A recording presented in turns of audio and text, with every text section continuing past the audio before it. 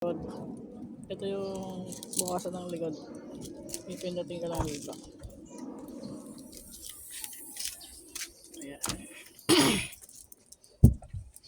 Pwede siya maging higaan. Pwede siyang maging kama. Pakita mo paano maging kama. Go. Ganito maging kama, guys. Ayan. Pwede siyang maging kama. Tapos may charger port siya dito. Pwede Kasi siya- ko alam kung pwede mong lagyan. Ito ah. Ito. Charging port. Pakita mo. Ayan. Lagi ka, sinama mo pa. Ayan.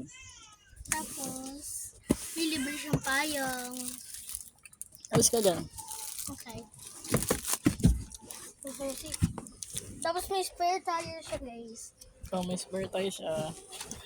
Nasa ilalim. Nasa ilalim. Sabang-saba din nun. Ayun no, sabang-saba din yan. Ay, belos pala yan. Bago. Tawa mo. May nakalaban Ano ang video ah? Nakupuan lang ah. Ayan. Ayan. Ganyan siya pag tinayo mo yung upuan. Try ko guys pumasok. Teka lang, baka masira eh. Ganyan lang siya guys.